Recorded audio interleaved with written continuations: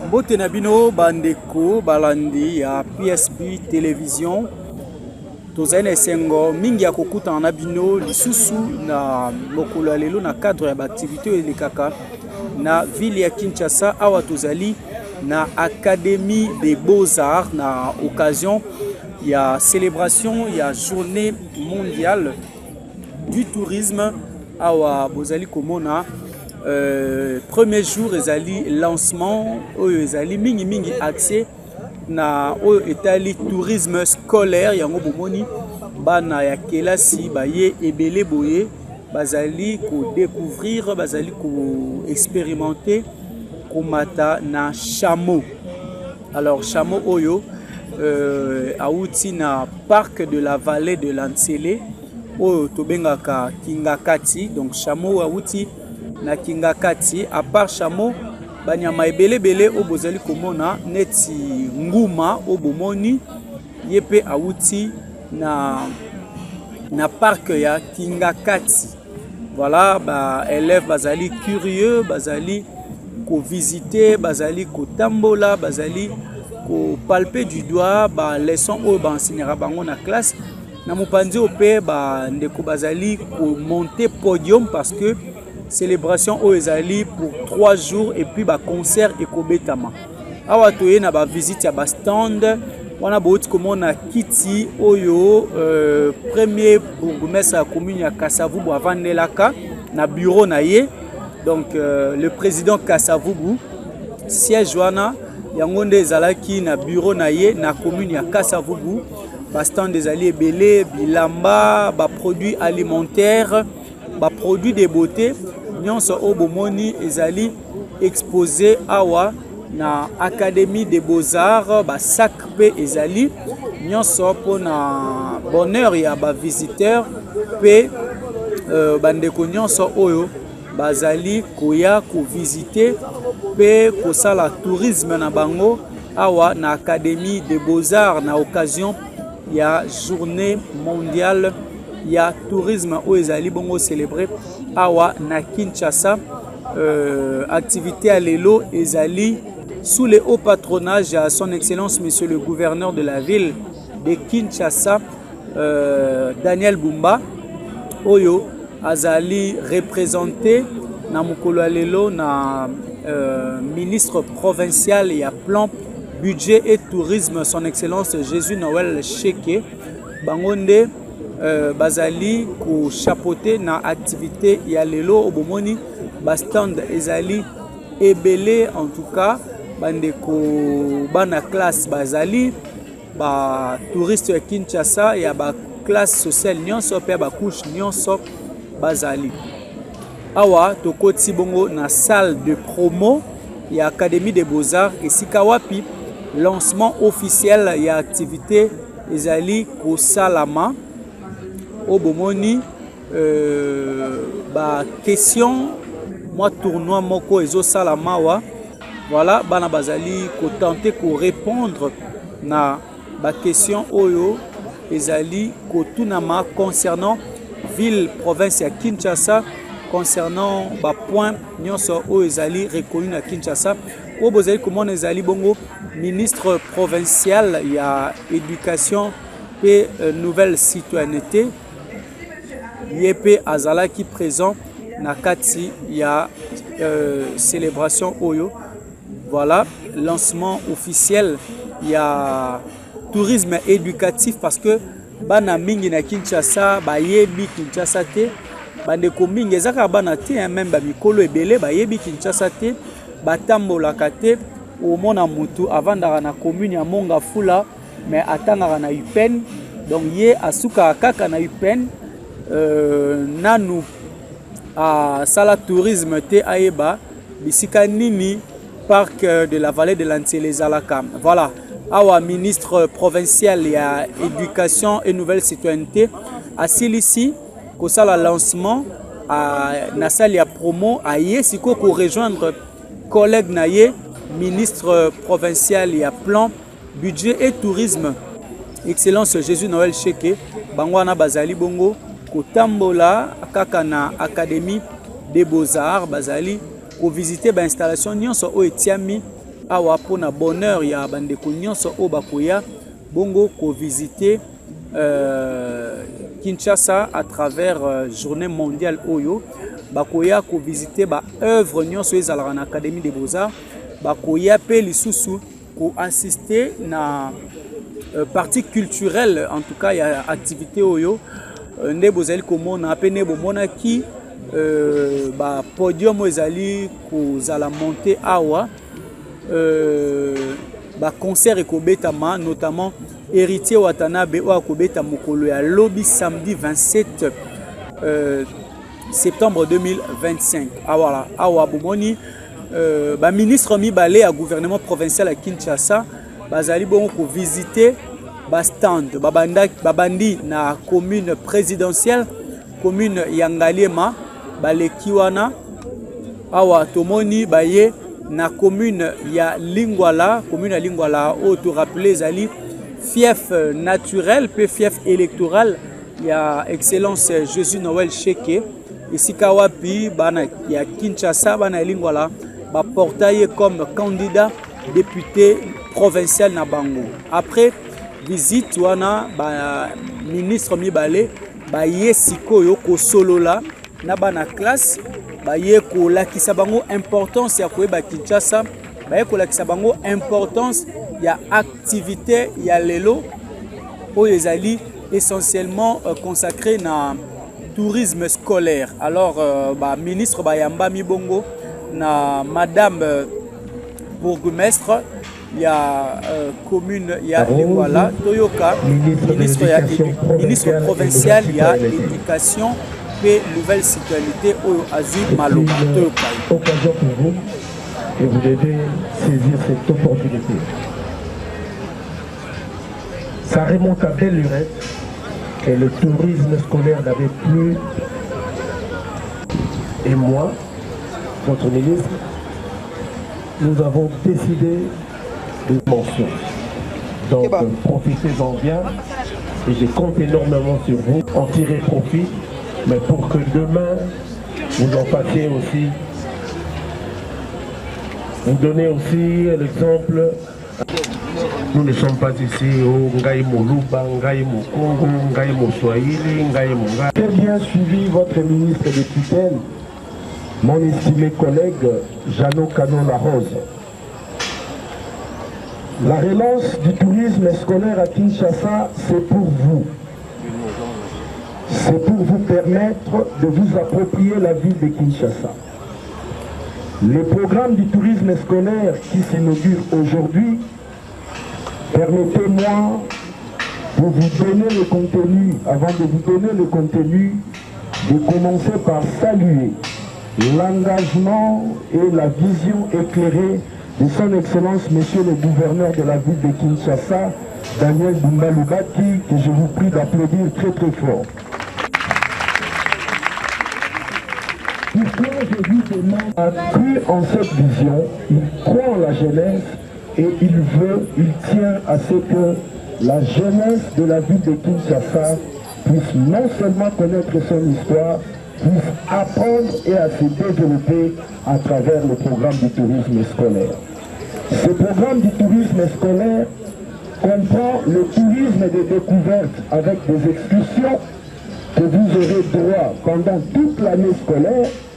Ça prévoit également le tourisme sédentaire, c'est-à-dire des activités culturelles, éducatives, touristiques qui vont se déplacer vers vos écoles respectives. Ça comprend également le tourisme virtuel, où on va vous permettre à travers les nouvelles technologies d'explorer non seulement la ville de Kinshasa, mais d'explorer l'ensemble de la République démocratique du Congo et d'élargir vos connaissances sur l'ensemble du monde.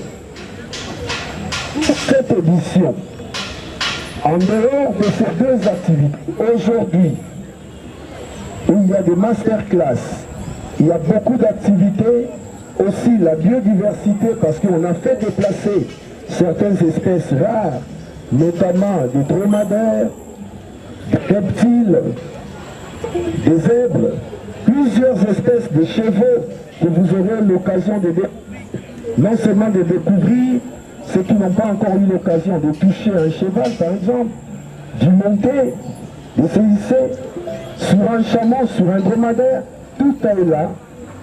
Vous aurez la possibilité de découvrir ce que vous apprenez à l'école, mais ce que vous voyez pour certains des fois dans les cinémas. Mais la grande particularité dans le cadre du tourisme scolaire, nous relançons avec le concours de l'Office national du transport ONATRA les trains scolaires. Au courant de cette année, au moins une fois par an, une fois par mois, les écoles, les élèves vont renouer avec les trains scolaires pour des excursions, des découvertes de l'histoire de notre rail, de l'histoire du chemin de fer, de toutes les localités citées qui longent le chemin de fer de Kinshasa-Matadi, et nous inaugurons le premier circuit ce dimanche. Les élèves sont conviés gratuitement avec le concours des autorités des écoles. Vous allez vous inscrire, on va vous enregistrer le dimanche à 10h en compagnie de son Excellence Monsieur le Gouverneur, du ministre de l'Éducation et de la Nouvelle Citoyenneté, moi-même, d'autres membres du gouvernement, les DG de l'ONATRA qui nous adressons nos remerciements, tous les différents partenaires ici présents, notamment la SONAS, l'ANAPI et tous les autres partenaires vont vous accompagner ce dimanche dans cette excursion qui va inaugurer la relance du train scolaire touristique. Voilà, enregistrez-vous auprès de vos écoles respectives avec le concours de la DG de l'agence AZ01 qui est le partenaire du gouvernement provincial pour opérationnaliser le programme du tourisme scolaire. Je vous souhaite donc bonne fête de la journée, de la célébration de la journée mondiale du tourisme qui se célèbre le 27 septembre de chaque année. Et c'est à cette occasion que nous avons pensé vous offrir ces 3 journées mémorables qui marquera ainsi la relance du tourisme scolaire. Je vous remercie. Voilà, Bandeko Balandi Bouti Kolanda, ministre Bangomi Balé, ministre provincial, il y a éducation nationale, plutôt ministre provincial, il y a éducation et nouvelle citoyenneté, Jeannot Kano, puis ministre provincial, il y a plan, budget, puis tourisme, Jésus Noël Cheke, Bouti Kopé, ça contenu, il y a journée au Misatou. En tout cas, tourisme scolaire Ndezali mis en avant.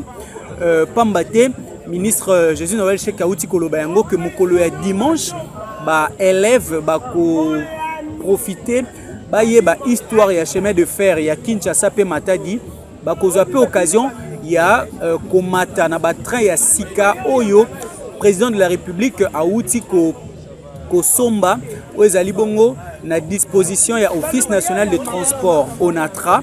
Donc élève bakoza na droit ya kotambola na train wana banda Kinshasa ti Matadi pona ko découvrir nyonso oyo etali histoire ya ville nyonso oyo ezali entre Kinshasa na Matadi ba profiter pe bayeba nini elekana na mboka na biso na nzela wana. Voilà, ministre bazali bongo ko visiter stand awa bazali na stand ya commune ya Kasavubu ndenge bomoni excellence Jésus Noël Cheke auti ko palper du doigt a simbi kiti oyo ezalaka ya bourgmestre ya liboso ya commune ya Dendal oyo koma lelo commune ya Kasavubu, donc le premier bourgmestre noir ya commune ya Dendal oyo ezali moto mosusu te ezali kaka Joseph Kasavubu oyo azalape premier président il y a République démocratique du Congo. Voilà, ministre na suite na bango ye na stand mususu pona kota la œuvre où ezali exposé awa namoni ministre a poni quelques œuvres où c'est pelicier notamment masque pe œuvre mususu ya banyama. Voilà, ministre azali bongo ko pona œuvre OACP nango. En tout cas ezali bon kolaki sa créativité oyo ezali na artiste congolais oyo basali ba œuvre ya ndenge na ndenge. Voilà, ministre bazali bongo kozwa ba œuvre oyo et sepelisi bango pona ko encourager justement ba artiste oyo bazali kosala misala oyo. Ba ministre ba yepe kotala na mopanzi koto esika bazali ko confectionner bilamba, bazali kosala basak ya ndenge na ndenge oyo ezali made in Congo, made in Kinshasa, une manière ya ko promouvoir aussi inventivité ya bandeko na biso ba congolais, pe surtout ko promouvoir entrepreneuriat local. Ba ministre bazali bongo ko continuer toujours visite na bango tina bisika oyo bazali ko sala ba produits de beauté puis ba produits alimentaires.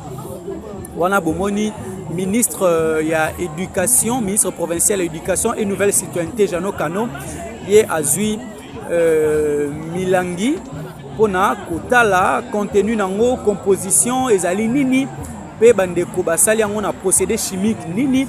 Voilà, ba ministre bazali kozwa ba explication et pas ya bandeko oyo basalaka biloko oyo bayoka nini ezali comme contenu ya ba produit oyo. En tout cas ba exposition ezali ya ndenge na ndenge, hein, ba exposition ezali ya ndenge na ndenge kobanda na bilamba, biloko ya kolia, ba produit ya komela nyonso wana ezali exposé awa pona bonheur ya bandeko nyonso oyo bakoya ko visiter yango dans le 3 jours oyo etikali, plutôt dans les 2 jours etikali parce que cérémonie oyo ezali pona 3 jours. Alors ba ministre basilisi on a tolakisibino juste une partie ya ba exposition parce que ba stand ezali ebele.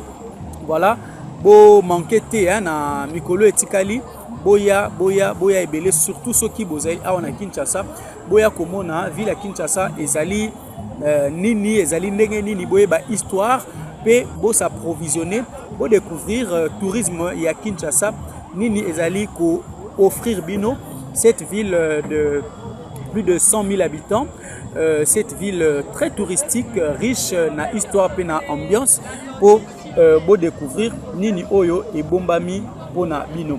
Voilà, bandeko balandi na mukuse nini oyo tokokaki ko bombela bino na oyo etali activité ya lelo par rapport à lancement officiel ya journée mondiale du tourisme au Salami Awa na Kinshasa sous le haut patronage de son excellence monsieur le gouverneur de la ville de Kinshasa Daniel Bumba Lubaki. Voilà, merci mingi na bilonyo sonde bozaki ebele ya kolanda biso, merci na équipe technique o ezalaki bongo chapeauté na Aristote Ndombele, merci na superviseur na biso ya circonstance chez Kinambonga o ezalaki pe ensemble na biso durant journée ya lelo. Topesi bino rendez-vous na mikolo ezali koya na même plaisir nde toko présenter bino ba activité mususu ba découverte mususu topé ba événement mususu oyo eko salama awa na ville province ya Kinshasa. Pona bino batu bolandi biso pour la première fois bosali choix malamu a bozali na PSB télévision chaîne OP Sakabina formation ya qualité pe na temps réel tokuta na bino na mikolo ezali koya.